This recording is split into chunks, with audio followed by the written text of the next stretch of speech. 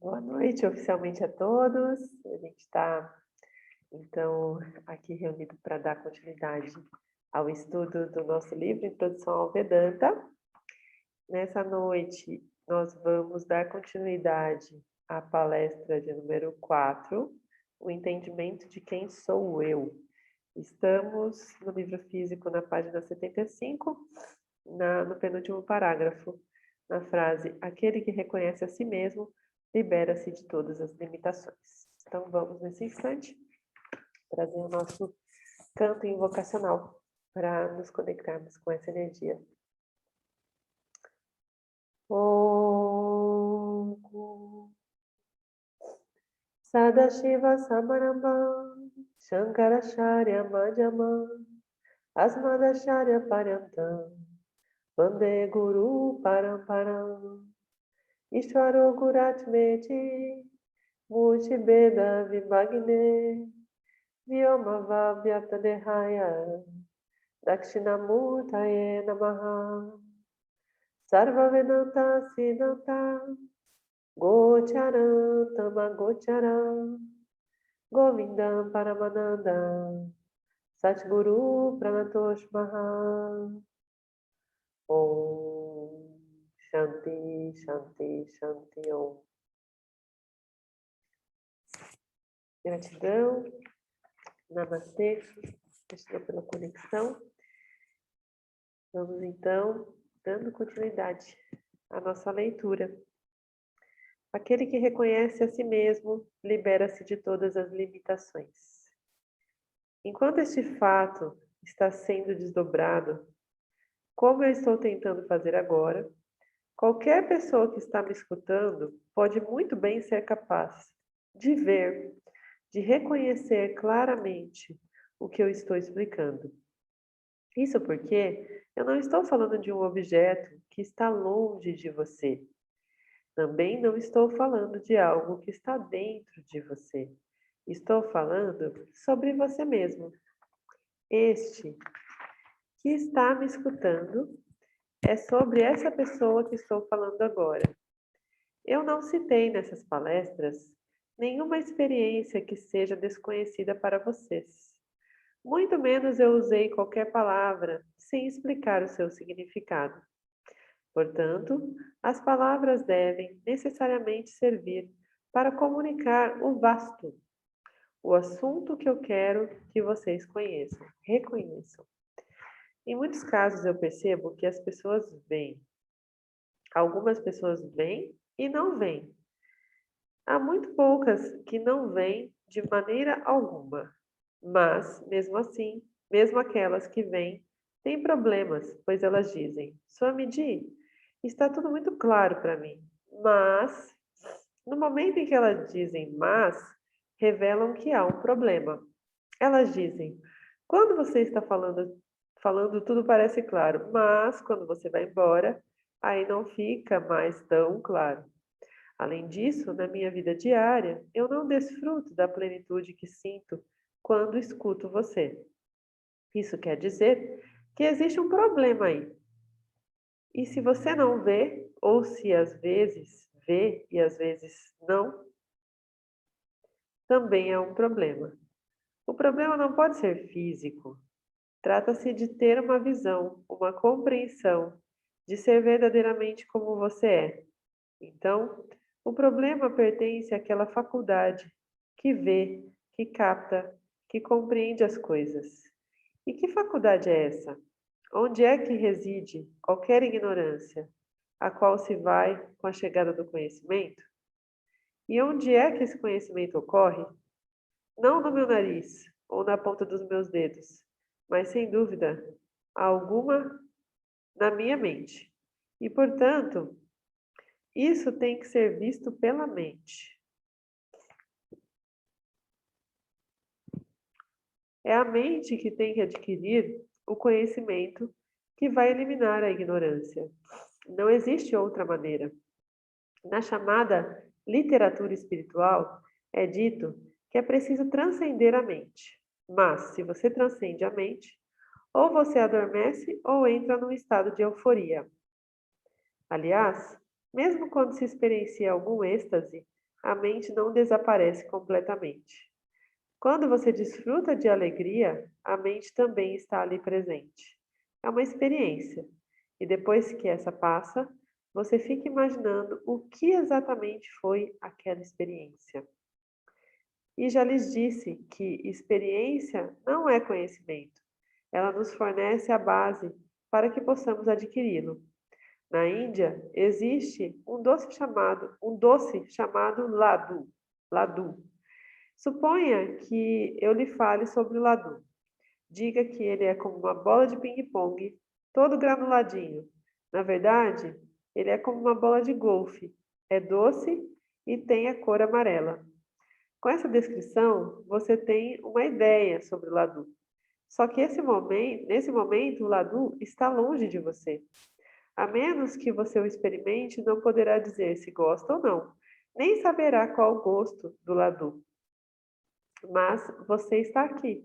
Não existe um segundo ser, além daquele que está me escutando nesse momento. Com relação a este ser, este eu, você tem uma certa ignorância. As palavras que estou dizendo têm a função de jogar luz sobre este ser que está me ouvindo.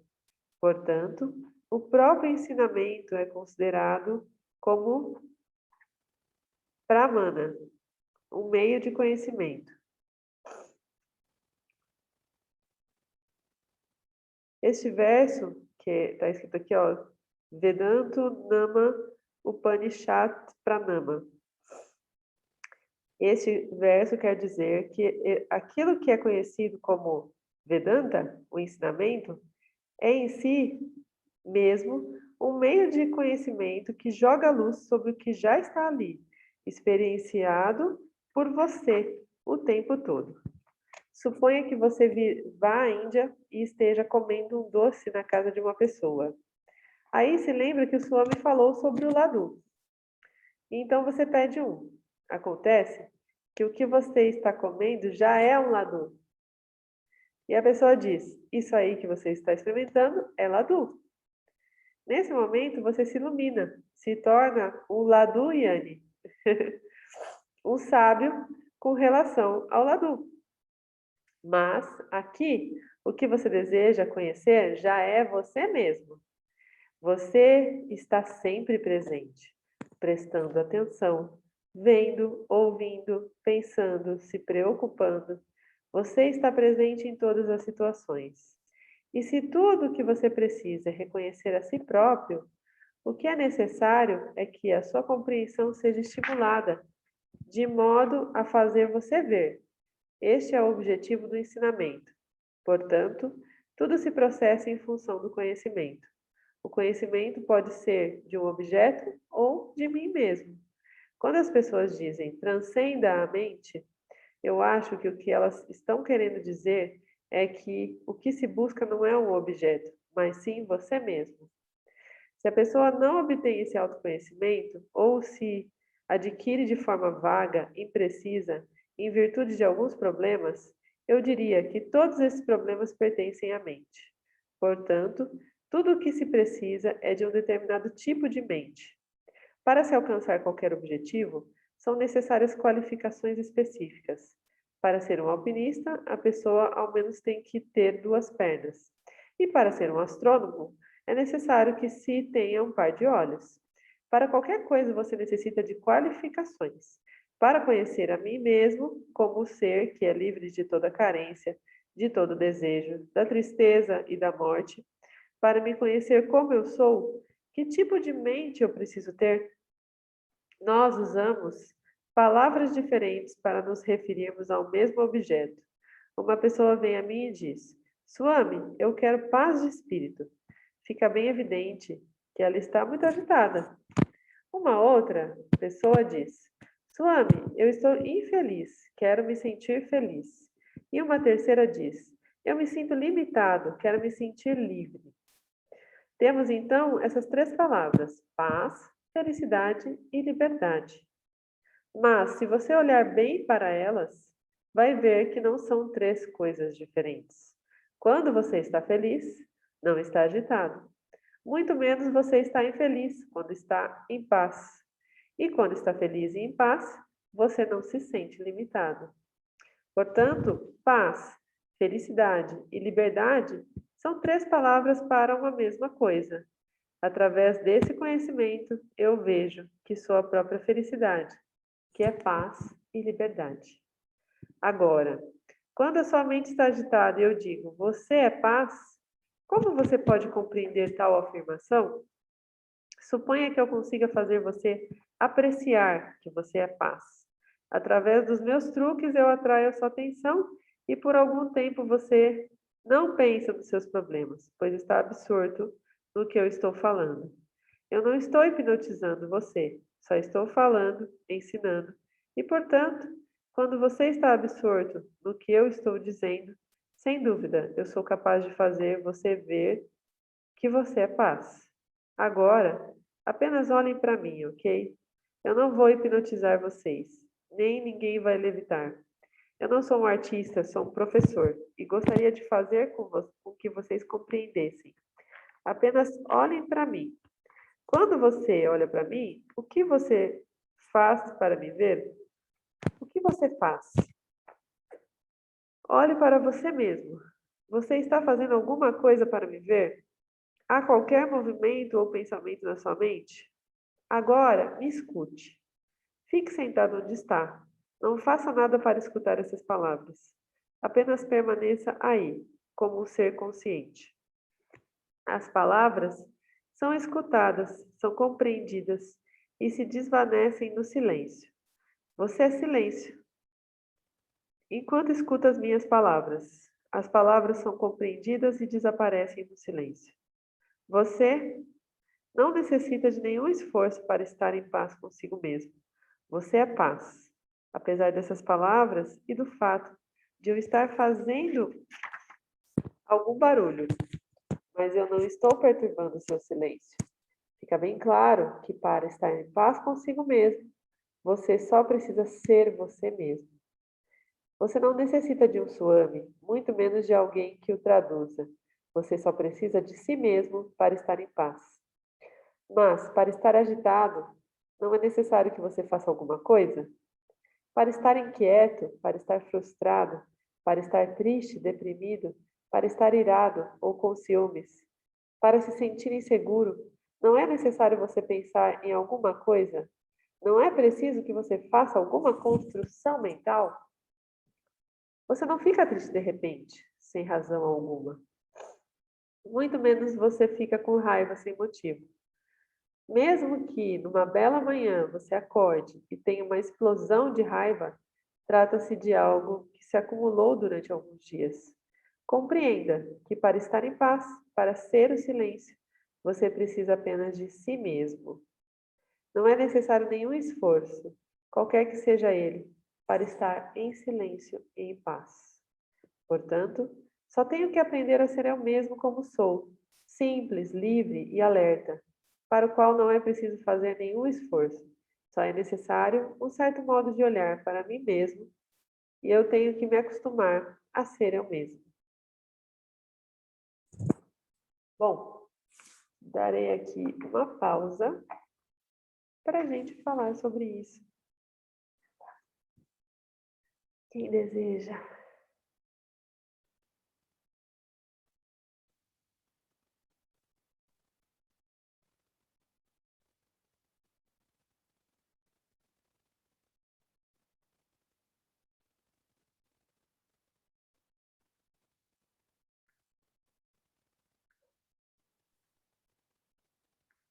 Oi, tá. Oi. Peraí, deixa eu abrir minha câmera. Já estou aqui em casa. Então, é muito interessante essa colocação, porque é exatamente isso, né? A paz não precisa de nada. Qualquer outra coisa que mexa com a gente, um sentimento positivo ou não, sempre é gerado a partir de alguma coisa. A dúvida é assim, se alguma coisa me atingiu, é porque eu estou com meus sentimentos extrovertidos, eu estou olhando para fora e não estou olhando para dentro. Sempre, é uma regra isso. É uma regra. A Então, identificação com algo, ela só acontece quando a gente está extrovertido. então o nosso exercício é de estar sempre olhando para dentro, né? Maia nos puxa para fora. Isso, o tempo todo. É um cabo de guerra, né? A gente vive um cabo de guerra constante. Maia puxando a gente para fora e a gente esforçando para dentro. E existe nesse processo, a mente, ela vai fazendo essas construções de crenças, né? E ela vai distorcendo, ajudando a distorcer a realidade. Então, a gente acaba se identificando com determinada coisa e isso nos faz entrar num processo emocional, né? Então, ontem mesmo eu estava ouvindo a palestra do Templo do Cria, né? E ele estava dizendo sobre o, o Gurudev, né? Que foi um dos gurus, que um dia estava intermediando uma discussão entre duas pessoas, dois swamis não, dois sannyasis que estavam ali, né? Fazendo o serviço no templo, e eles começaram a discutir. Aí um falou, você é muito burro. E aí o outro xingou e falou, você parece um touro de grosso e tal. E eles começaram a se degladiar, né? E aí o Gurudev falou assim, vamos comer para vocês se acalmarem, né? Depois vocês conversam. Daí ele colocou os dois sentados na mesa e colocou feno para um e ração para o outro. E aí ele falou, eles olharam para trás, mas o que é isso? Né? Ué, feno. Feno é comida de burro. E ração é comida de touro, né? E aí eles falaram, não, mas a gente não come isso. Mas por que vocês não comem isso? Porque a gente não é. Tá, mas então qual que é o motivo da briga?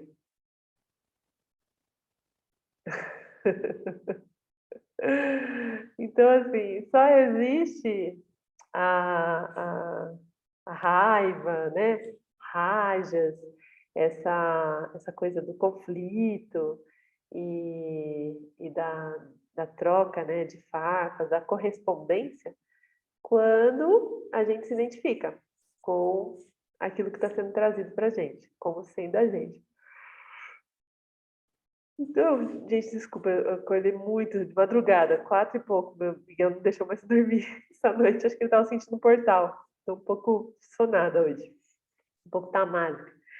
E então, a gente tende a ter uma identificação de acordo com aquilo que a gente construiu, né, das nossas crenças. E o Vedanta, ele vem justamente desconstruir e nos fazer encontrar com a nossa real natureza, né? Então é aquela história é super interessante essa história do bolinho mesmo, né? Inclusive o Miguel adora o desenho do Bin, que ele fica comendo esse bolinho, eu não sabia que chamava, tinha esse nome, Lodge, né? Então, esse bolinho é uma coisa que já despertou interesse até na gente. Falei, gente, que gosto será esse bolinho que o Bin não para de comer? Porque acho que é um doce bem tradicional deles, né? Então, eu sei esse formato desse bolinho, eu conheço as características. Então, quando eu estiver na Índia e tiver a oportunidade de comer esse bolinho, eu já sei que é ele, né? Mas, se as pessoas são ignorantes sobre o que é esse bolinho, né, esse doce, elas vão comer provavelmente sem saber. E é o que acontece com a gente a respeito da nossa real natureza. A gente está experienciando isso porque somos isso. Mas a gente está fazendo isso sem saber, porque estamos ignorantes sobre nós mesmos. É muito interessante, porque qualquer tipo de debate, discussão, trabalho, enfim, a gente sempre está, sem perceber, projetando no outro, né? Sempre. É impressionante. Sempre dizendo. E a gente sai cheio de, nossa, não, porque essa é a minha verdade, porque e sai discorrendo sobre isso. E isso só demonstra o grau de ignorância. E dupla, porque eu ignoro a minha ignorância, né? Então, é muito interessante. Então, o que essa fala, né, esse trecho da palestra traz é este convite para a gente silenciar, faz mais sentido ainda. Sim. Sempre esteja silenciando, né? Volta tudo para dentro, né? E entenda que Tá tudo bem não saber de certas coisas, mas a gente não tem mais a opção de ignorar a ignorância, né? Uma vez que a gente sabe que a gente é ignorante em determinados aspectos, só nos cabe nos lançar para o conhecimento, né? Não tem outra opção. Então, o grande lance que deixa a gente em atraso, em déficit nesse processo, é ignorar a ignorância, né? Ver que somos ignorantes e persistir nessa ignorância de alguma maneira, de N maneiras, né? Porque o que mais tem é maneiras. Maia dá para a gente todas as maneiras da gente fazer a egípcia para nossa própria natureza, né? Fingir que não conhecemos a nossa própria natureza.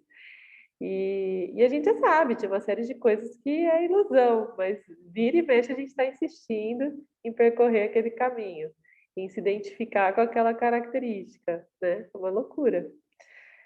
Mas essa loucura se chama Maia, e Maia é incansável, infalível. É a gente que lute. A gente que lute por correr atrás do conhecimento. E a gente fala sobre o acolhimento de nós mesmos, né? E isso é bacana, faz sentido, mas quando a gente vai para a prática, a gente vai para o campo de batalha, né? Isso perde sentido, a gente não se liga nisso. Não, E a gente tem briguei com... uma tendência a se autoflagelar, né? A se martirizar, se culpar, se cobrar. E tudo isso é uma violência, né? Uma violência com o nosso processo. Não tem absolutamente nada a ver com o que a gente está fazendo aqui. A gente insiste nessa caminhada. Mais alguém quer falar algo sobre isso?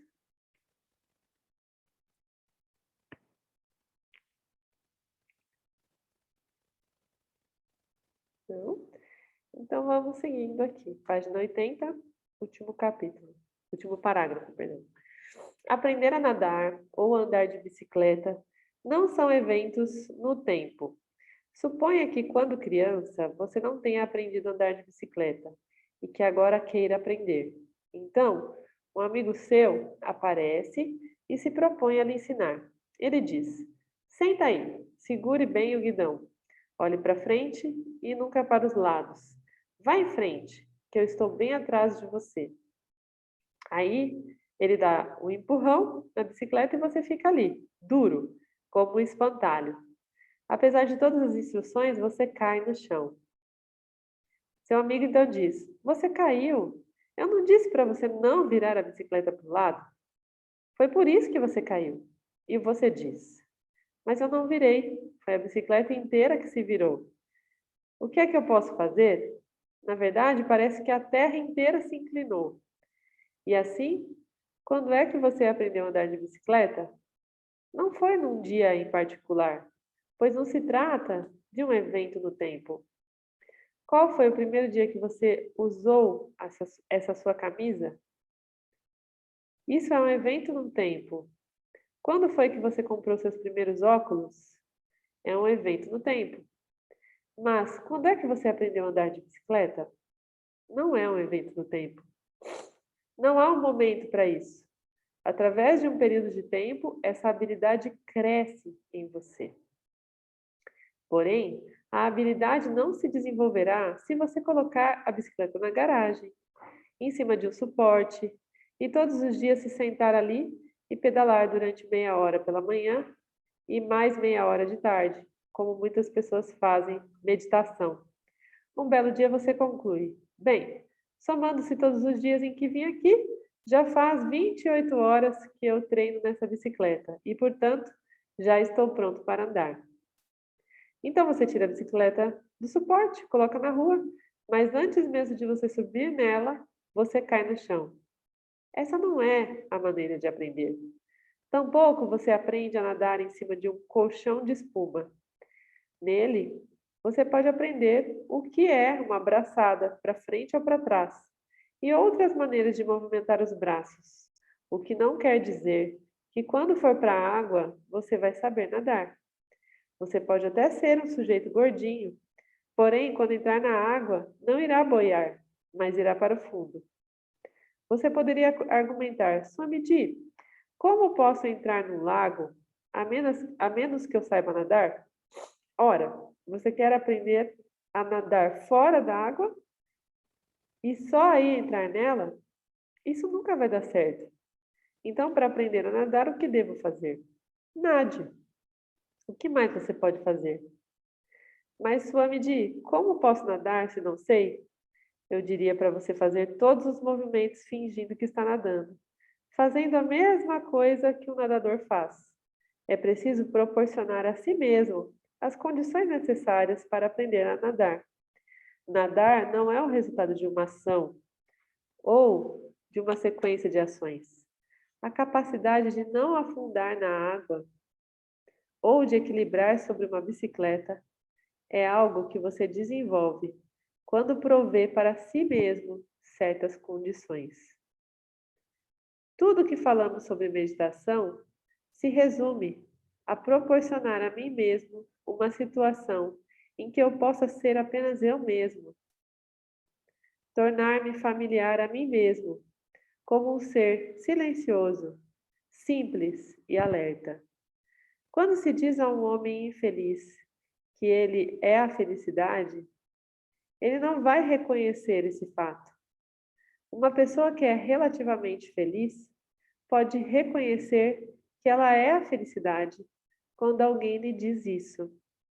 Uma pessoa que tem uma base em matemática é capaz de compreender cálculo, mas se a pessoa ainda tem dúvidas sobre se 4 mais 5 é igual a 8 ou a 9, e alguém tentar lhe ensinar cálculo, ela não vai entender nada.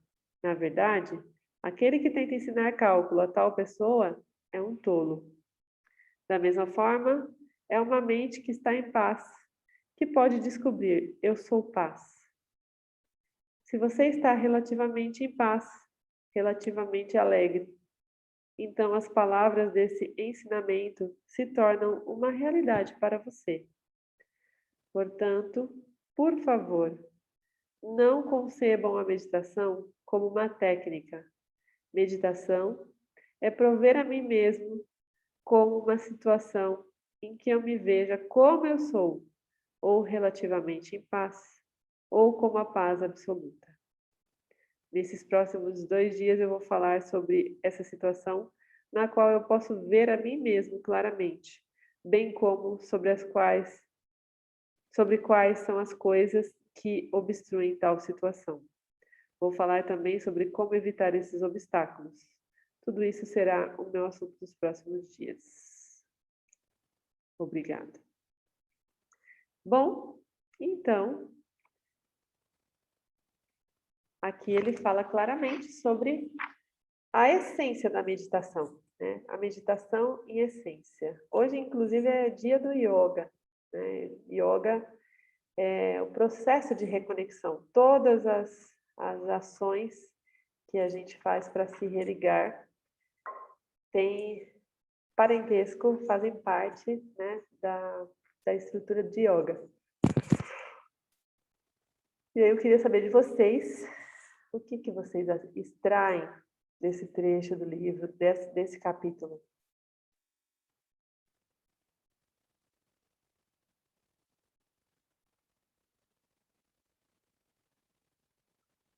O pessoal está quietinho, então eu vou ficar tagarelando aqui, tá? Para convidar. Eu acho que a energia do solstício está mexendo com a galera, porque está todo mundo muito quieto hoje. Todo mundo encolhido. Eu já não durmo, então não vou ter problema. É muito legal o convite, a simplicidade do que é experienciar, né, o Vedanta. O exemplo de nadar, andar de bicicleta, faz tanto sentido, mas como a gente faz isso na contramão no nosso dia a dia? A gente tem medo de falar que não sabe uma coisa, a gente não se permite, e eu estou falando da gente de forma coletiva mesmo, viu, tá? Dessa vez. Não é eu, meu corpo sutil, meu corpo causal. Né? Eu falando de uma forma abrangente, né? A gente vê na relação com as pessoas, principalmente no mundo corporativo, as pessoas se prendendo a frases, jargões ou comportamentos para que ele possa passar a segurança que ele sabe, né? Porque no mundo corporativo você dizer que você não sabe alguma coisa, que você está num processo de aprendizado, é sinônimo de fraqueza, e não é. E aí, falando de mim, eu me vejo muitas vezes caindo nessa armadilha de eu não me permito passar pela dor do aprendizado, né? Caí e tá tudo bem, levanto, posso seguir de novo, subo na bicicleta, o que traz uma reflexão sobre o poder de escolher, né? O poder da escolha, porque se eu caio, eu posso falar assim, puxa, né? Agora com as meditações diárias, pô, levantar 5 da manhã, né? Não é uma coisa, não tem sido uma coisa dura, porque tem sido um prazer, mas ele tem sido um prazer porque eu entendo o meu propósito. Não, eu preciso fazer isso porque vai cair chuvas de nada. Ele é um encontro comigo mesmo. Então, é interessante que para algumas situações eu consigo ter muita facilidade para experienciar isso, me permitir o caminho, né? Dentro do CRIA, a gente está exercitando, né? E nem sempre a gente está conseguindo fazer, eu não estou conseguindo fazer, talvez, todos os exercícios da forma correta. E está tudo bem, eles sempre dizem isso, está tudo bem. É parte do aprimoramento. Mas se o meu ego estiver fora do controle, eu vou querer estar fazendo o melhor possível, eu vou ficar me julgando, né? E eu tenho visto eu não fazer isso. Mas eu vejo eu fazendo isso com outras situações no meu dia a dia de trabalho, que é estar lá no campo, né? Lá em Maia, né? Falando do campo de batalha. Então, essa reflexão que ele traz é um convite para deixar vivo, latente aqui na mente, para todo instante a gente estar se revisitando, sendo generoso com você, né? E com a sua imperfeição, né? E é tão inconsciente que a gente nem sabe onde eu quero chegar. Não, eu preciso ser um bom profissional, eu preciso ter um bom produto, mas a gente não consegue ter uma régua porque não existe essa régua. Eu posso agradar uma pessoa, outra pessoa não, uma empresa e outra não, então a gente não consegue.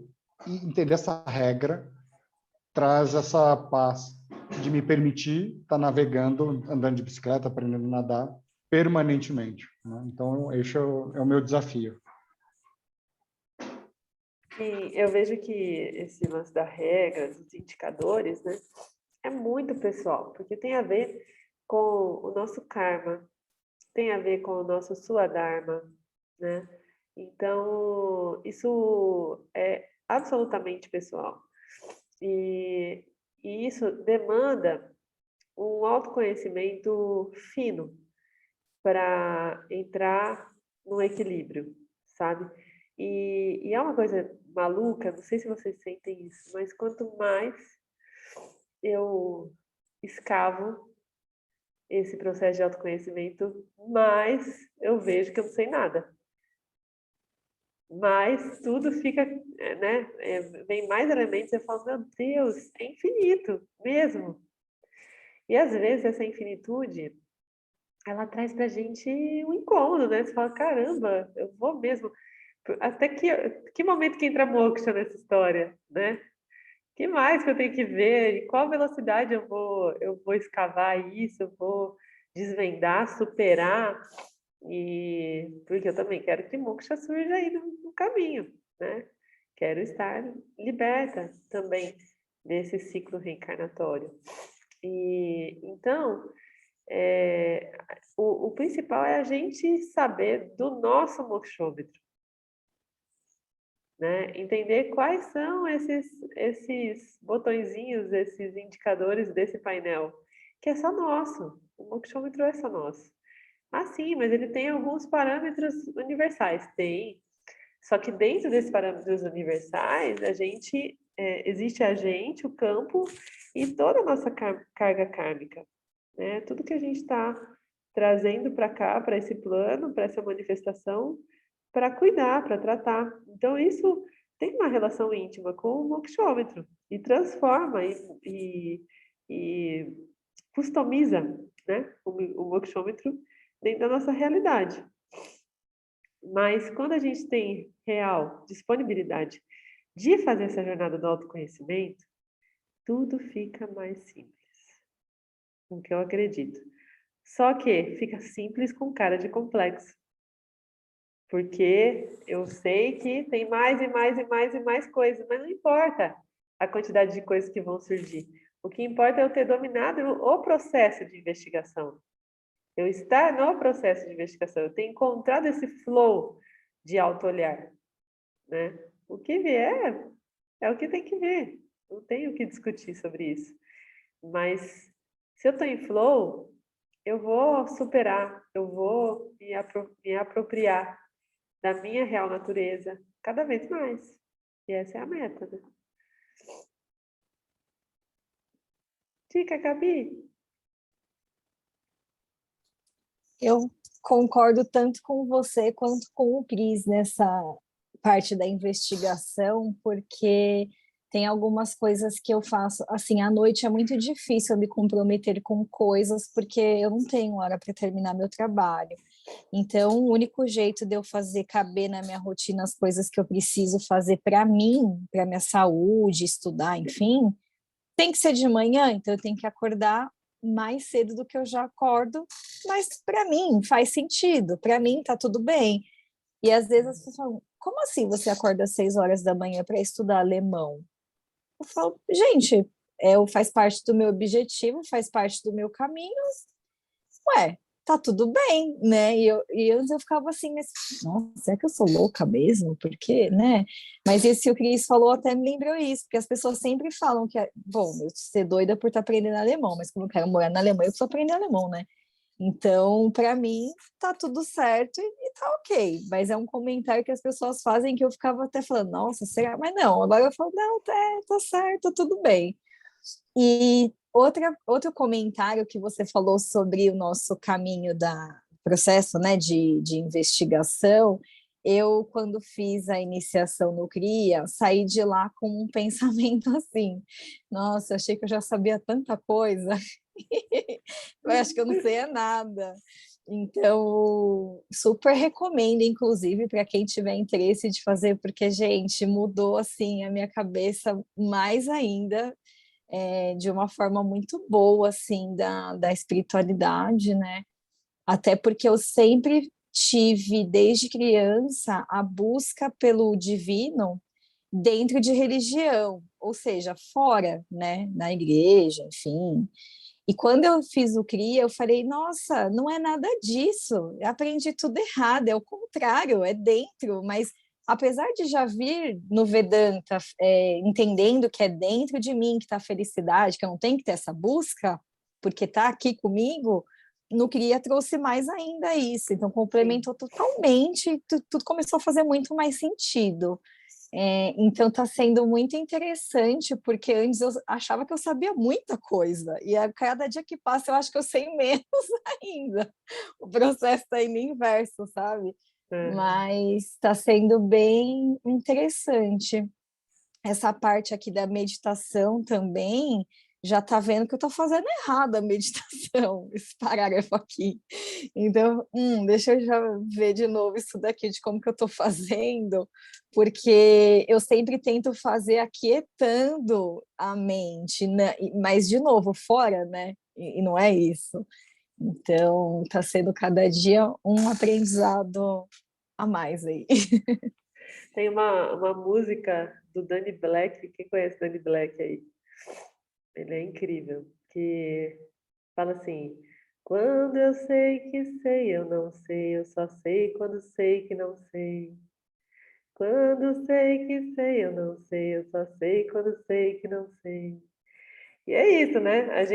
Quando a gente acha que sabe alguma coisa, a vida vem e esfrega na nossa cara, meu filho, minha filha. Essa música é inútil, você não vai saber de nada dessa vida. Relaxa. Relaxa que essa música é infinita. E uma das coisas que trazem um certo alento para a gente é justamente ter consciência da nossa ignorância, né? Porque somos todos muito ignorantes. E, ai meu Deus do céu, que bênção também, né? Que a ignorância também é uma bênção, ela também nos protege de uma série de coisas. E é isso, então vamos abraçar essa ignorância e a questão do cria, né? Só para complementar aí a Gabi, é o seguinte, ela falou, eu tinha uma desconfiança com a sanga aqui, né, do conhecimento, mas lá eu tive certeza que a estrutura é outra, é dentro e tal. Por quê? O Kriya, ele é uma junção do Jnana Yoga, né, que é a yoga do conhecimento, com Bhakti Yoga, que é a yoga devocional, e com o Karma Yoga, que é a ação, né, o yoga da ação. Então, ele é a junção desses três. Aqui, nas nossas sangas, a gente está mais vinculado com o Jnana Yoga, a yoga do conhecimento, né? Então, o Bhakti, ele é realmente, o Bhakti não, o Kriya, ele é realmente mais completo, porque o próprio Arjuna, no Bhagavad Gita, diz que o ideal é a gente praticar tudo em igual proporção, né? O conhecimento, a devoção e a ação. E o Kriya é exatamente essa junção tripartite aí de uma forma equilibrada dessas três áreas, né, de conhecimento: o Jnana, o Bhakti e o Karma, tá? Então, realmente, essa sensação que a gente tem mesmo, fala, nossa, caramba, aqui o negócio é completo, né? Vem com legenda colorida. Fica mais fácil de entender quando porque a gente experiencia também, né? Então, é isso. Eu estou amando também o Kriya e tudo que ele tem revelado para todo mundo que está se iniciando. É sempre uma alegria ver assim, esse poder que o Kriya tem. E o Ricardo, que nos conta? O Cria, ele tem algum momento para começar, Thaís? Ou ele começa uma vez por ano? Não, a qualquer momento que a Não, pessoa decide todo fazer. mês. Todo mês tem iniciação no templo. O templo daqui de São Paulo, que fica lá no Alto da Lapa, ele é um templo da América Latina. Lá eles têm bastante demanda e eles recebem gente de todo o Brasil, né? Então, todos os meses, às vezes tem até mais do que um por mês, uma iniciação, sabe? E assim, é muito incrível, porque quando a gente ouve as palestras, né? Inclusive, eu convido vocês, quem quiser mesmo, ir na palestra de segunda-feira, tanto eu quanto o Mário, a gente está sempre disponível para levar as pessoas, porque tem que ir com o acompanhante que já é iniciado, né? Então, quem quiser conhecer uma palestra antes de fazer a iniciação, toda segunda-feira a gente vai para o templo e leva alguém para a palestra, tá? Então, é só chamar a gente que ou eu ou o Mário estamos disponíveis para levar para a palestra. E aí, na palestra a gente percebe, assim, essa doçura, sabe? Do Swami, que é o Ishwarananda, que é aqui do Brasil. A forma que ele coloca as coisas, o conhecimento é uma forma mais devocional, é mais doce, é mais, posso dizer, carinhosa, mais conectada nesse nível devocional mesmo, do Bhakti, sabe? Então, eles trazem o conhecimento de uma maneira mais devocional.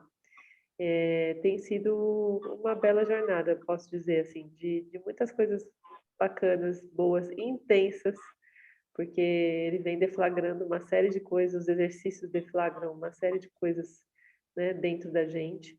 Então, eu recomendo muitíssimo para quem sentir no coração, tá? Então, é só chamar a gente. Inclusive, eu também quero convidar vocês a printarem a tela hoje da nossa sanga, para a gente colocar lá no grupo dos construtores, porque é sempre bom, né, a gente fomentar essa busca nas pessoas e colocar, deixar o convite aberto, porque tem gente que não sabe. Às vezes a gente fala, porque a gente fala de tempos em tempos, quando vai abrir a turma, a gente fala lá no grupo, né? Ah, vai abrir a turma, quem quiser entra.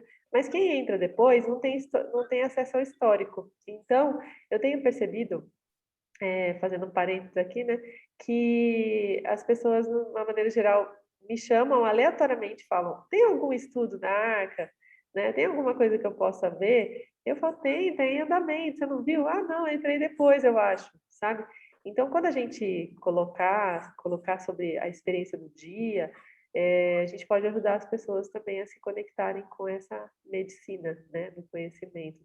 Então, eu peço para vocês, se alguém puder fazer esse favor, printar Tem e alguém que colocar está lá? no computador? Porque eu acho que o print no computador consegue pegar todo mundo, não é? Pega todo Eu tô mundo aqui. na Eu galeria, tiro né? aqui. Eu tiro, Tá pode bom. deixar. É só o Porque. Igor e a Paty darem um sorriso pra gente aqui. As Paties. Cadê Esse é o o print Igor? oficial.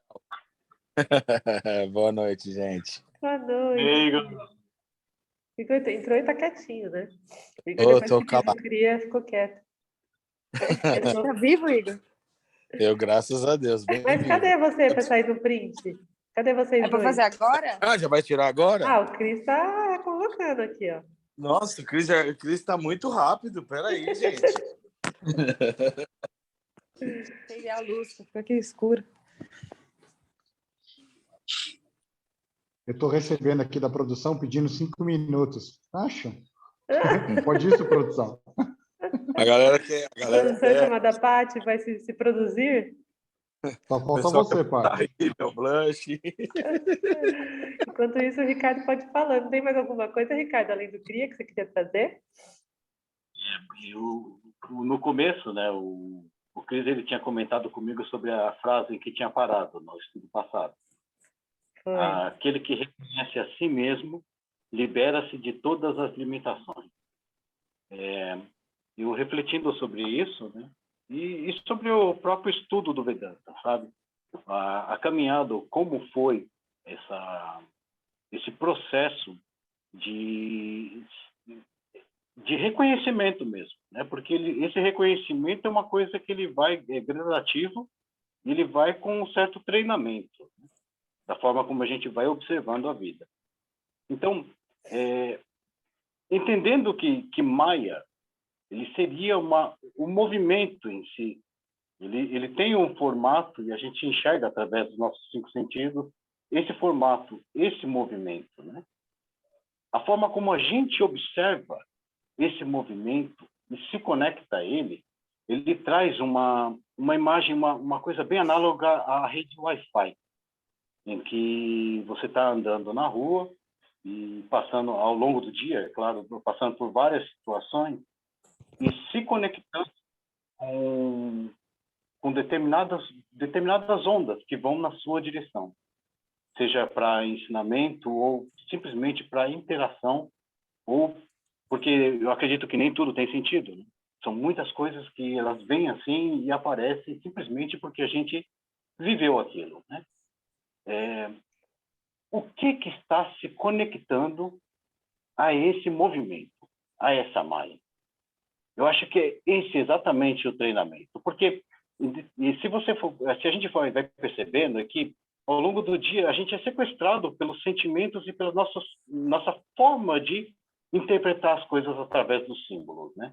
Então, quando você tem um gatilho, por exemplo, de raiva, aí já movimenta a gente para o nosso planeta raiva, que é todo travado dentro dos condicionamentos, da forma das nossas limitações, né? Quando a gente começa a reconhecer que essa imagem que está passando, esse movimento que está ao longo do nosso dia se movimentando e se conectando de uma forma que você está mais observando do que se interagindo com ele, com o nosso ego, é que é a chave do negócio, eu acho. Sabe? É que eu não sei se eu consegui me fazer entender, porque vira e mexe, o Vedanta dá uns parafusos na gente, né? O que está acontecendo aqui? Então, eu vejo que esse movimento em si, né, que ele é a chave da questão, né? Então, o Maya, na verdade, não seria só o instrumento para a conexão, sabe? Que seria o movimento, mas seria a conexão em si. A partir do momento que a gente conseguir observar e se conectar com o nosso verdadeiro self, é que é a charada do negócio. Que a gente começa a perceber que Maya não é Maya. Maya também faz parte, né, de você, né, da forma como você está se conectando a ela, né? Então, não tem como se desconectar do self, né? E Maya é um movimento, e movimento é impermanente, né? Então, a única coisa que tem permanente é esse self, é esse eu, né? O que faz, então, existir esse lapso de tempo, né? Seria o próprio movimento em si. Então, o eu, ele é permanente, ele é eu, né? O movimento em si, ele faz parte desse eu. A forma como nos conectamos com esse movimento é que é o X da questão. Não sei se faz sentido, Thaís. Faz total sentido, sim. Deu para capturar bem. É exatamente isso, porque continuando nessa analogia, né? O que acontece dentro do princípio do Wi-Fi, né? O que se conecta com o Wi-Fi é o que? É o que necessariamente? Um dispositivo. Né? Para você ter o benefício e capturar o Wi-Fi, você precisa ter um dispositivo. A partir do momento que você se conecta com o Wi-Fi, você está sendo um dispositivo, que é o Jiva. Né? Você deixa de ser um ser. Então, necessariamente, para você experienciar essas nuances desse Wi-Fi, você precisa estar identificado como dispositivo, né? Como Jiva. Então, esse é o maior desafio, porque naturalmente, né, o nosso dispositivo conecta mesmo, ele fica buscando sinais, né, de rede. Porque, inclusive, continuando na analogia, essa rede, ela diz respeito ao pertencimento, né? Todos nós que estamos aqui no consciente coletivo, a gente está para pertencer. A questão da felicidade que a gente fala, né, que é uma das buscas do ser humano, a virtude, né, o prazer, ele está sempre no coletivo, ele sempre depende do outro, né, essas construções. Então, essa rede também diz respeito a isso, né, ao coletivo. A gente fica sempre procurando rede para se conectar, né? E é o dispositivo, é o Jiva, é o Jiva que faz isso, né? É natural, faz parte da estrutura do Jiva. Assim como a antena de Wi-Fi está contida como componente do celular, do computador, né? Faz parte dessa estrutura. Como que chama isso em tecnologia? É uma tecnologia embarcada, né, Cris? Tem um outro nome lá que me sumiu agora. Mas é basicamente isso. O Jiva, ele tem uma tecnologia embarcada, né? Que é essa anteninha aí que fica procurando sinal de rede e conexões e conexões e conexões. Hã? É tecnologia proprietária. Tecnologia proprietária. Entendi. Então faz parte, né, do Jiva, essa tecnologia, essa configuração. E não adianta a gente brigar com essa configuração, né? Ela está aqui porque foi feita assim, né? Ishvara criou dessa maneira. E a gente lutar contra isso é uma grande bobagem. É tentar ser alienado da nossa natureza relativa, né? Mas essa natureza relativa não é capaz de nos definir, porque nós somos a natureza absoluta, né? Nós somos o ser. Então, essa frase, né, quando eu me reconheço, como é que é mesmo? A frase lá do começo sumiu aqui. Aquele que reconhece a si mesmo, libera-se de todas as limitações. Isso mesmo. Essa frase, ela tem uma relação íntima com o Mahavakya que se chama Aham Brahmasmi. Né? Então, Aham Brahmasmi significa isso. Eu sou pura consciência ilimitada, não nascida. Né? Então, eu sou isso, eu sou pura consciência. Então, se eu me reconheço dessa maneira, eu sou livre de limitações imediatamente, naturalmente, consequentemente, né? Porque eu sou consciência. Então, é isso, né? Eu acho que a gente está em todos os nossos processos, todas as nossas sadhanas, né? Que são os exercícios, buscando colocar isso em prática, né? Se conectando com as melhores ferramentas para colocar isso em prática E isso é o que importa, é a caminhada, né? É o caminho, não é nem o começo nem o fim.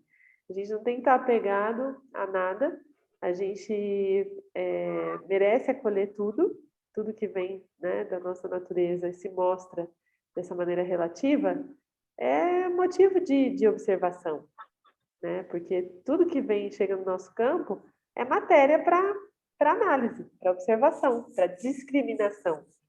E só é possível discriminar diante de um campo vasto e com demandas para discriminação. Né? Caso contrário, a gente flopa, né? A gente fica sem rumo. A impressão que dá, às vezes, é que a gente está num filme e o personagem em si, ele vem representar o que nós temos dentro de nós mesmos, né? Então, a gente encontra, por exemplo, um Kim, né, um macaco azul elétrico, e ele tem o tom da brincadeira, ele traz que também, dentro desse mundo em que a gente está, aproveite e divirta-se, né? Aí vem um pessoa dentro do campo que muda totalmente, o filme vira um filme de drama terrível. Aí você passa a chorar, sabe? Sofre junto com a pessoa. Então, é fantástico passar, vivenciar todas essas nuances, né? Esse movimento todo e reconhecer, né? Que nós somos e, ao mesmo tempo, não somos, né? O que a gente está enxergando. É isso mesmo. E isso que você está falando tem a ver com a psique humana, né? E os arquétipos.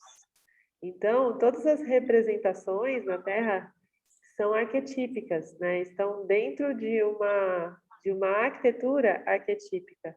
E existem vários estudos sobre isso, né? Tem uma linha que defende que existem 12 arquétipos básicos na Terra e que tudo se deriva desses 12, né? Então, mesmo os selos do Kim, os personagens de desenho animado, enfim, de dramas, de todos os tipos de roteiro de filmes, seguem essa estrutura arquetípica, né? Então, são 12 arquétipos base. Inclusive, eu estava estudando sobre isso semana passada, e é bem interessante como tudo se dá da derivação, do desdobramento desses arquétipos, né? Então, existem mitólogos que estudaram esses arquétipos. Tem um até que eu estou tentando ver aqui, que é muito famoso.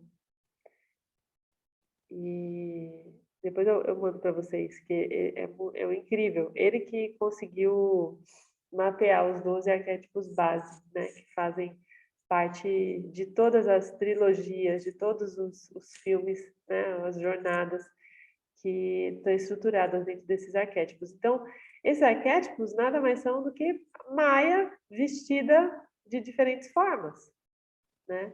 São consciências, são alquimias conscienciais que fazem com que a gente se analise, se depare com a nossa real natureza, né? Porque tudo é sobre isso. Todos esses elementos servem para serem desvendados em benefício da nossa descoberta real, da pura consciência, né? Da nossa libertação, de moksha, né? Do nosso caminho para a libertação. Então, embora algumas linhas digam que a libertação não é um caminho, né? Não depende de um caminho, é um modo de dizer que essa busca ela é naturalmente conduzida através de um caminho, né? Onde a gente vai elegendo os elementos que vão nos ajudar a acessar essas verdades. É isso. Cadê o Igor? Ih, agora a Gabi saiu. Agora, é que ninguém. Cadê todo mundo? Cadê todo mundo? Tô aqui, não saí não. Tô Você aqui. desapareceu, Gabi. Agora falta a Paty Jordão. A minha internet está instável, Ah, gente. então é isso. Acho que alguém caiu, não caiu? Estava todo mundo aqui. Você conseguiu Eu tirar, acho que Cris? alguém caiu. Tô esperando. Ah, Surama caiu. A Paty Jordão tá desligada a câmera. Tô esperando. Eu fui tirando alguns, mas não ficou muito legal. Então, pronto. Tinha um que tava o gato, tinha que tirar com o gato. O gato é tirei. vetantino. Você viu que ela ficou aqui em meditação, né? Ah lá, os gatos estão participando da sanga. A gente vai fazer o CRI, eles ficam juntos ali, sentadinhos, olhando. Já, Aqui Cris? também barulho, viu, Cris? Aqui A gente nem barulho. fez X. Pode Peraí. ser? 1, 2, 3. Shiva! Deixa eu ver como é que ficou. Peraí. Saiu todo mundo. Não, peraí, não saiu, não. E chama o técnico. Ah, a Surama tá voltando, ó. Ah, tá vendo? Estava Agora ela esperando terminou. ela. Ah, Estava te esperando, Surama, para tirar o print. Vamos lá, 1, 2, 3. Cris, fecha a câmera.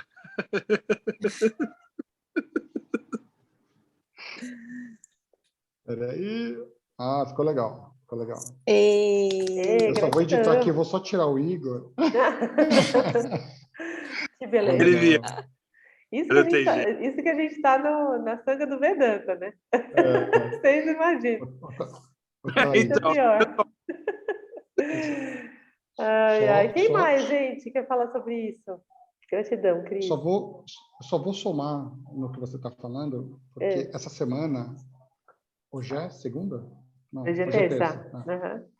Ontem eu comecei o dia atropelado por uma sucessão de eventos. E eu me identifiquei com eles, aí é uma explosão de sentimento, de raiva, e eu mergulhado nele. Aí, de repente, assim, e não tinha a menor chance das coisas se resolverem. E tá tudo bem. Na verdade, as coisas só começaram a ficar tudo bem quando eu me dei conta, que é isso que você está falando, da gente ficar como observador da gente mesmo. Tava tudo bem, eu senti raiva, tava tudo bem, mas eu comecei a rir mesmo, assim, eu falei, olha a pegadinha. Eu fiquei mais 2 horas ainda tentando resolver o problema, mas de uma forma, não foi o quê, foi o como. E às vezes, nessa busca que a gente está falando de moksha, a gente dá a impressão que a gente não vai passar por isso. Porque a gente é acostumado, desde pequeno, com a programação de que a gente vai fazer algo e a gente vai tomar uma vacina e vai vir uma luz e aquilo vai te tirar de você. Na verdade, isso está em você mesmo, né? Está em mim ali. Então, eu não mudei a situação, eu só mudei como eu estava experienciando ela. E foi muito interessante porque eu me vi de fora mesmo. Aí eu comecei a ver, o que as pessoas estariam achando, porque não sei o quê. Daí você começa... Então, eu estava me observando de uma forma generosa, né? Mas me permitindo até ficar bravo durante todo o evento. Foi muito interessante, porque é difícil a gente se dar conta disso, né? Então, eu só queria partilhar, porque eu achei que tem tudo a ver com o que você falou agora. É tão Mas depois interessante, passou. né? Porque a gente acabou de passar pela matriarca da sexta alunação, que fala sobre isso, né? Sobre a leveza, sobre rir das nossas próprias ciladas, das nossas próprias palhaçadas. Isso nada mais é do que um desmonte da estrutura de Maia, né? Então, tudo fala sobre a mesma coisa, com diferentes linguagens. E essa leveza é o que merece estar presente na nossa jornada, né? Porque se fica pesado, vai ficando sem sentido, né? Então, esse exercício de rir de si mesmo, de rir de Maia, de rir do campo, de rir do Jiva, né? É muito sábio, é muito precioso e é algo que todos nós merecemos praticar com mais e mais frequência, porque do contrário, a gente só torna tudo mais difícil, mais pesado. É claro que tem sempre aquele dia, né? Especialmente as mulheres, tem aquele dia da TPM, que, meu Deus, parece que o mundo vai acabar. Maia chega faceira, né? E vem passando rodo na gente na TPM. Então, é difícil a gente não se identificar, não sentir raiva, não sentir tristeza, não querer chorar. Mas, exceto essas questões, né? Eu sei que alguns homens também têm TPM do jeito deles, mas a ideia é que a gente consiga flutuar nisso tudo, né? Por cima dessa onda, né? Não deixar a onda escaldar na gente. E a maneira de fazer isso é com leveza, é rindo, é reconhecendo esses elementos que a gente já sabe que existem no nosso campo, né? Sabendo legendar esse mapa, porque Vedanta nada mais é, para mim, né?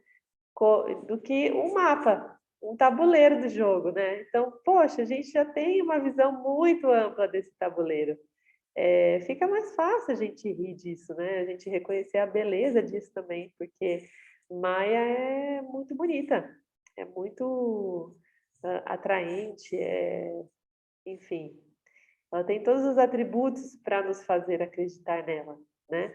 E isso é uma obra-prima, isso é divino. A gente também conseguir reconhecer o divino em Maia é importante, porque a gente tem essa tendência eterna de manifestar aversão àquilo que não é bonito para a gente, né? E esse é um processo narcísico que não leva a gente a lugar nenhum, só fortalece as nossas crenças, as nossas vássanas, a nossa ignorância, né? Então, quando a gente, de fato, se coloca nesse lugar de exercitar o olhar discriminativo e contemplar, porque a segunda etapa, né, do processo de Vedanta é justamente essa, que é humana, né? É contemplação. Contemplar é conseguir olhar e conseguir rir e conseguir ver beleza no caos e conseguir identificar esses elementos todos. Isso é contemplação. Se a gente não tem essa capacidade contemplativa, a gente continua nesse processo de guerra, né? De aversão. E aí a gente não se dá a oportunidade de integrar aquilo que a gente está contemplando, porque a gente não está contemplando, a gente está se permitindo contemplar, né? Então, dentro dessa estrutura, essa estrutura é muito perfeita, né? Shravana, Manana e Nididhyasana é uma estrutura muito perfeita, porque na contemplação, obrigatoriamente, eu tenho que sair das polaridades. Eu tenho que sair de apego e aversão para estar em estado de contemplação real, que é o caminho do meio, né? Então, tudo isso se dá de diversas maneiras, inclusive na prática do Kriya, inclusive nessa prática de agora, né? Nesse sadhana de conhecimento. Todas as buscas dentro dessa linhagem que a gente está escolhendo viver e ser, dizem respeito a isso, né? Essa capacidade da gente quebrar essa ilusão da dualidade. Então, isso é o desafio. É o desafio, né? Não é um desafio, é o próprio desafio. Porque está tudo manifestado em dualidade aqui e agora. Como que a gente quebra isso? Isso exige vigilância, constância de propósito, né? Esse é o desafio. E aí, Igor, o que você conta? Estou interrompendo. Não, Desculpa, imagina. não. Não, é muito interessante pegar essa deixa de vocês, porque assim, já tem algumas semanas que me veio uma situação, né? Eu tinha muita dificuldade de perdoar as pessoas, né? Eu tinha uma coisa comigo que eu tinha muito problema em entender certos acontecimentos e tal. E com a iniciação do CRIA, me veio muito essa girada de chave, né? E foi até engraçado, porque após o final de semana que a gente fez a iniciação do CRIA, algumas coisas começaram a acontecer na minha vida com uma velocidade muito intensa. Que nem o Cris falou sobre a situação do problema, de lidar com o problema, né? Eu era muito rajado, não sou, né? Mas eu tenho uma maneira de olhar para isso agora como se eu estivesse me vendo por um prisma, né? Então eu olho os problemas, eu consigo amenizar esse essa energia em cima de mim e tentar trazer isso menos para as pessoas que estão próximo, né? Que esse é o meu desafio.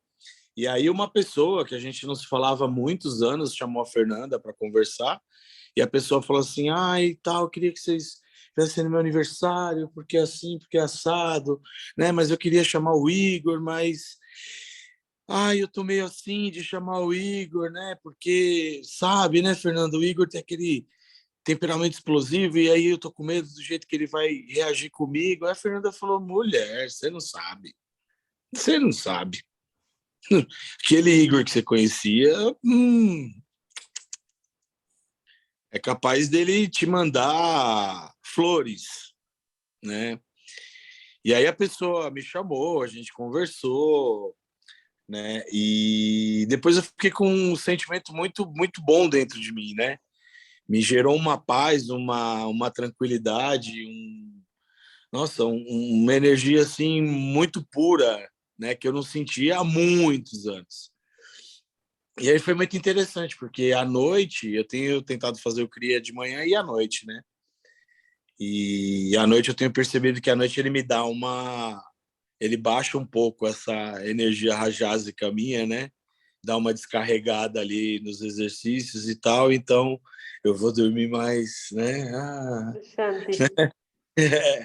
E aí à noite me veio muito assim, eu fazendo, me veio muito assim, tipo, os mestres falando comigo, né? E falava assim, tá vendo? O caminho, você sabia que o caminho é o amor, mas para você amar de verdade, o perdão, né? Ele não compete a você julgar e nem fazer o perdão. Porque quem é você para perdoar, né? Então o acolhimento, né, o afastamento de uma pessoa que tem um sentimento por você, embora você não acreditava, ela só precisava ter o quê? O acolhimento. E você viu aí, né? Então isso me veio muito forte, né? E isso eu tenho usado, né? Porque é muito engraçado. Uma vez a Nath comentou comigo sobre uma situação que ela, fazendo cria, ela recebeu essa conexão, e aí eu ficava um dia assim, eu falava, meu Deus, será que um dia eles vão falar comigo, sim, sabe? Né? Será que vão me notar, né? Tipo, pô, tô tentando aqui, né? É difícil pra cacete esse negócio. Eu não sei o nome de ninguém ainda, né? Eu olho e eu falo assim, nossa, como que é o nome do barbudão branco? Como que é o nome do que parece Jesus Cristo da Índia? Né? Puta, até, né? Daquela minha maneira, né, tá? Que você sabe. E aí eu tinha ido um dia lá no Ashram e eu falei com o Swami, né? E aí, eu conversando com ele, aí a gente fez a meditação, aí ele veio, aí ele, pô, gostei que você realmente, né, tava ali, concentrado e tal. Eu falei, pô, mas eu ainda tenho dificuldade, né, com os nomes. Ele falou, o que importa o nome? Ele falou, o nome é só um rótulo. O nome é só um rótulo. Agora, se você falar para mim que você não lembra a fisionomia deles, aí temos um problema, né? Então, assim, a partir do momento que você traz ali para dentro do seu processo, né, a imagem deles, né, isso te conecta com eles, né? E é muito engraçado porque durante o dia, às vezes acontece um problema, eu fecho o olho, aí eu vejo um, aí daqui a pouco vem um problema, eu fecho o olho, eu vejo outro, e aí entra aquela questão que o Cris falou, aí você fica assim, meu, olha esse problema e eu tô aqui dando risada, tô aqui, ó, mó paz e amor.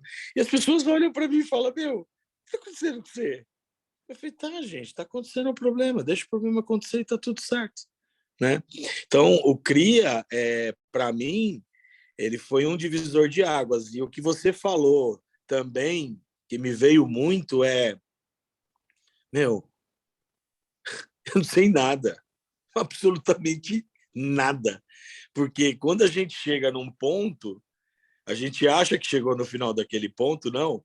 A gente chegou só, é igual videogame. Nossa, passei de fase, agora eu vou para outra fase, né? Agora eu tenho que guardar minhas vidinhas ali, porque eu tenho outra fase para enfrentar, né? E isso é muito visível. Você olha isso por um prisma, né? E eu escuto. Final de semana mesmo, a gente estava com o pessoal, eu estava conversando com um rapaz que ele tá, né, tá maravilhado com a Umbanda, né, e tal, e tem toda aquela, né, toda aquela mística sobre a ritualística da Umbanda, e você vê nos olhos da pessoa que aquilo é muito bonito, né? Você também foi, você sabe que foi, é muito bonito. E aí ele virou e falou assim para mim: "Ah, mas eu tô triste porque você saiu". Eu falei: "Não, não, não. A minha busca, ela começou quando eu entrei na Umbanda. A Umbanda foi para mim divisor de águas. Então você está na sua busca, como eu também estou na minha". Aí eu dei o exemplo do videogame. Eu falei: lembra do joguinho ali? Mario Bros? Você está na fase tal, eu estou na fase tal. E tá todo mundo no mesmo jogo. E a gente está vivendo aqui, cara. Falei: você só não pode se deixar se influenciar por opiniões de pessoas alheias, né? Segue o seu caminho e tá tudo certo, né? Então eu tenho aprendido, né, com as meditações do Cria, a ouvir mais e usar da minha fala, né, de influência nas pessoas. O Cris fala muito isso, né? Eu gosto muito de conversar com o Cris sobre isso, porque o Cris ele faz você pensar sobre as coisas, né? Então ele te coloca naquela situação de olhar ali a coisa de uma maneira que você às vezes não olhava, né? E você para de questionar as pessoas e fazer da sua verdade a verdade do outro. E não é assim que funciona. Então, por isso que de um tempo para cá eu tenho preferido guardar minha língua dentro da boca e ficar quieto, porque está sendo muito melhor assim. E eu estou vivendo um processo maravilhoso, quieto, calado, em silêncio, sem encher o saco de todo mundo. Então, para mim, o Cria foi para mim a melhor coisa que podia ter acontecido. E mais uma vez eu agradeço você e o Mário por isso. Gratidão, amado. Então, olha só, gente, vários depoimentos vinculados com cria. Vamos todo mundo fazer cria, que é uma beleza. A Nath, outro dia, fez uma piada, falou que depois do cria ela tá mais criativa. É toda engraçadinha, né? Então, cria traz tudo isso pra gente, de benefícios, né? E tá tudo vinculado. Então, um dos objetivos da gente estar aqui hoje é lembrar disso, né? De que todos os estudos, todas as buscas... Ai, que fofa! Oiê! Linda! Que tudo isso são tecnologias, são ferramentas para a nossa discriminação, né? Para o nosso aprimoramento. E que tudo é válido. E que as fases do game, elas não são necessariamente verticalizadas, né? Elas podem ser horizontais, elas podem estar todas numa mesma plataforma, né? De um mesmo jogo. E não importa que na nossa fase a gente tenha que se encontrar com o monstrinho X, com o elemento Y, né? Isso diz respeito a toda a carga kármica que a gente tem, a todo o punha karma também, que é o karma, os créditos, né? O karma, o bom karma, que fazem com que esses cenários se apresentem exatamente dessa maneira com a gente, né? Então, hoje estamos todos aqui abrigados do frio, ninguém está passando necessidade extrema de nada, né? Estamos com saúde, com capacidade discriminativa, ou seja, estamos todos funcionais. Isso já nos coloca num lugar privilegiado dentro dessa jornada, né?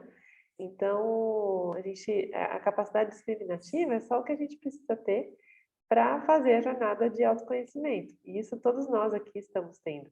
Mas a prática, quanto mais, né, quanto mais prática, mais capacidade discriminativa a gente passa a ter, porque é o que o senhor me falou, né? Você vai aprender a nadar? Nadando. Então só vai lá e nada, né? Na hora certa, essa consciência vai brotar, assim como a da bicicleta, né? Inclusive, enquanto estava lendo, estava lembrando do meu primeiro momento de bike. Então, todos nós, né, em algum momento aprendemos a andar de bicicleta. E é uma consciência que brota no momento certo, né, no lugar certo, com a ferramenta certa, a gente chega. Então, seguimos crendo que estamos nesse caminho, no lugar certo, com a ferramenta certa, né, e fazendo a busca certa. Mais alguém quer falar sobre isso? Ficou claro para todos vocês o que é a meditação, que ele fala aqui no livro? Nesse capítulo especificamente, né? Nessa palestra? Alguém se arrisca a resumir o que é meditação, segundo o Swamiji?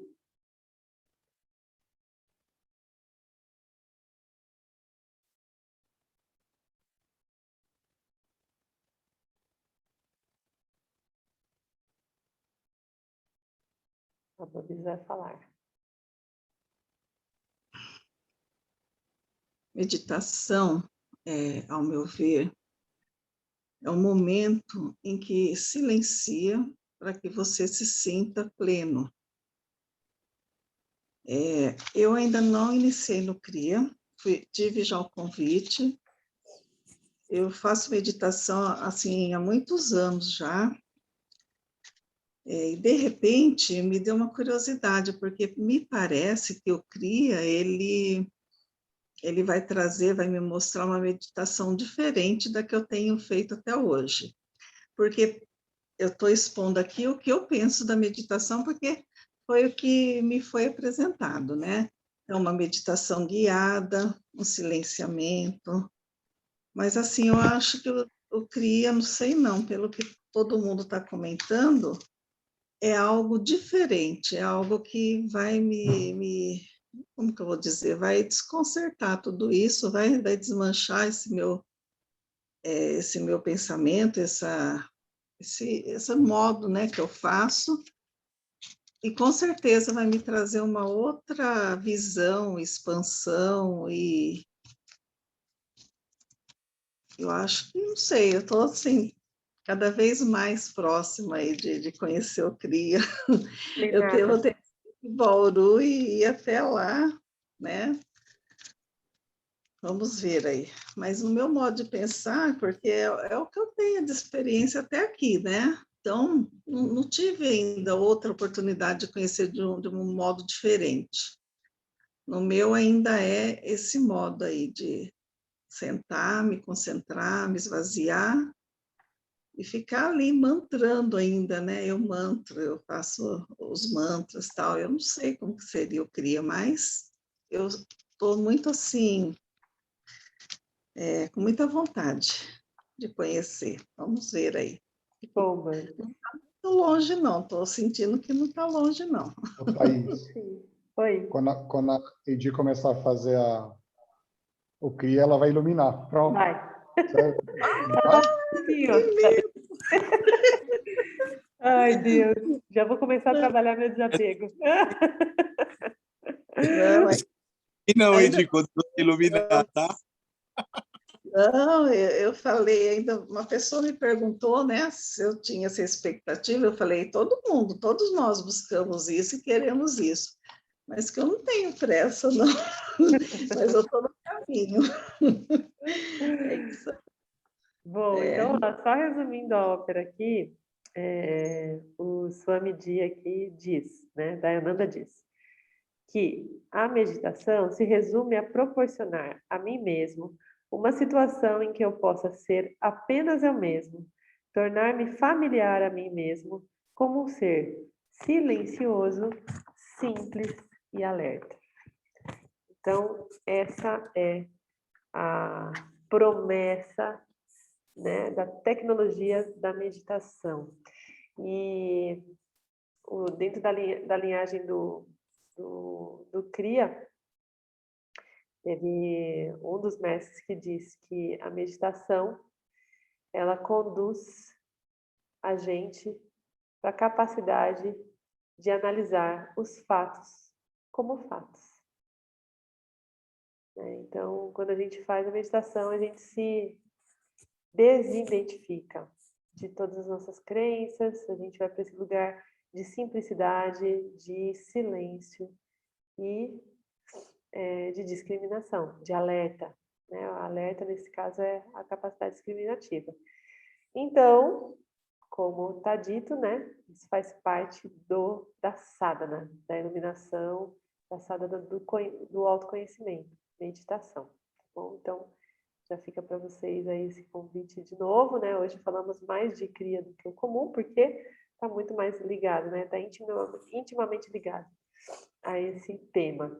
E fica para vocês o convite de fazer a meditação do silêncio também, a meditação guiada, qualquer tipo de meditação que nos coloque nesse estado de exercício do silêncio, da simplicidade e do alerta, né? da discriminação. Ok? Mais alguém quer falar? Eu só quero falar uma coisinha que me veio muito aqui na cabeça agora, sobre o Yogananda. Quando o Yogananda chegou na América, que ele começou né, a ensinar o Kriya para as pessoas chegavam para ele e perguntavam assim: mas o que é isso, né? Eu bebo, eu posso beber? Aí o Yogananda falava: pode. Aí o outro: mas eu gosto de ficar na farra até altas horas do dia, eu vou poder continuar fazendo? Pode. Então, mas e aí? Aí ele falou: eu só não garanto que quando vocês tiverem a iniciação e continuarem, né, exercitando, né, e seguindo os exercícios do Kriya, que vocês vão continuar, né, vibrando nessas mesmas energias, né? Então, só para responder para a Edi, que é realmente transformador. É uma mudança de dentro mesmo. É inegável. E aí, Ricardo? O que você diz? Eu tenho uma questão, Thaís. Eu não sei ao certo citar um nome de algum guru que venha cometer assim algum erro moral, que vira notícia, tudo. Então, a gente tem vários casos desses, de líderes religiosos, de pessoas que entram em escândalo. Sim. Eu não consigo fazer ao certo uma leitura, porque conforme a gente começou a estudar o Vedanta, essa observação ela foi me levando a desenvolver valores que eu não tinha antes. Então, reconheço, sinto mais empatia, né? Sinto muita luz, né? Então, eu falo, poxa, será que não está implícito na iluminação os nossos valores e passando por um upgrade? Eu não digo valores humanos, sabe? Essa coisa, né? Mas universais, né? Isso, valores universais, eles vão passando por um upgrade automático. Esses caras, muitos deles, eu vejo textos deles, é admirável. É fantástico como ele facilita o caminho de muita gente através dos textos e através da doutrina, da disciplina dele, né? Sim. O que leva um sujeito a cometer esses erros? Porque se você não está crescendo dentro dos valores, né, eu não consigo entender, alcançar isso. Né? Por que um cara, nesse grau de entendimento e de atenção, você vê entrevistas ou assim, palestras, são fantásticas, né? Não existe nem erro de vocabulário. Então, você fica falando, caramba, a pessoa ela se demonstra, sabe, totalmente inteligente, com uma atenção fantástica, né? E mesmo assim, ainda comete erros triviais, assim, erros totalmente mundanos. O que você acha disso? Eu diria que é exatamente o fenômeno que acontece para todo mundo, que é Maia sendo Maia, infalível, né?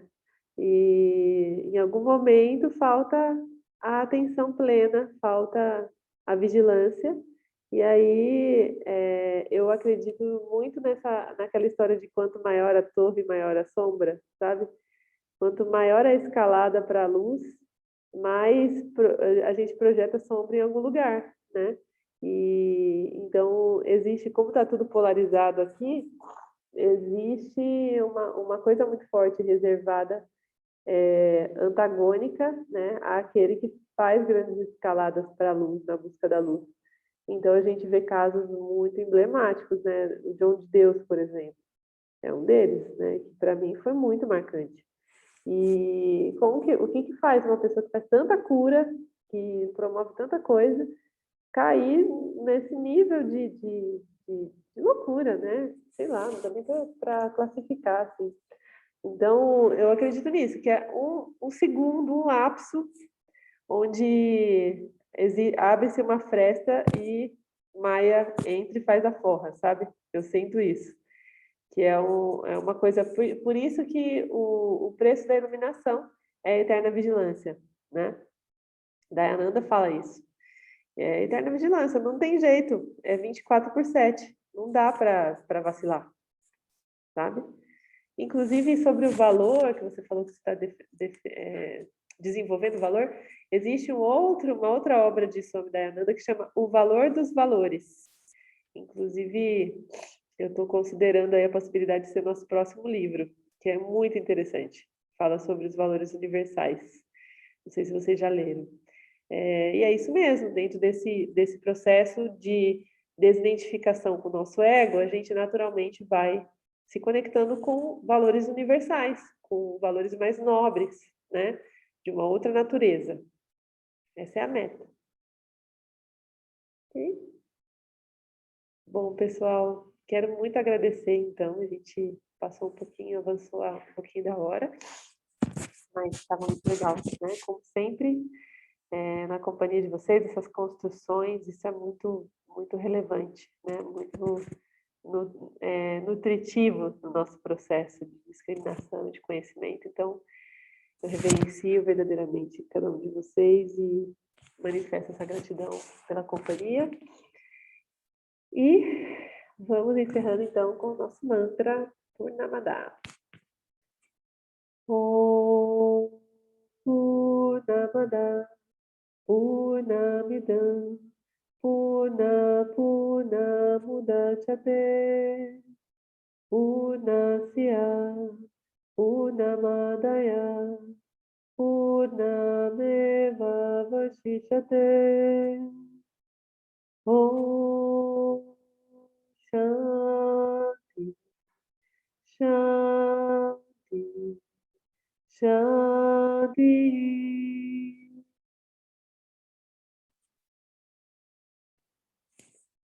Namastê, gratidão. E até Gratidão, boa noite. terça que vem. Boa noite.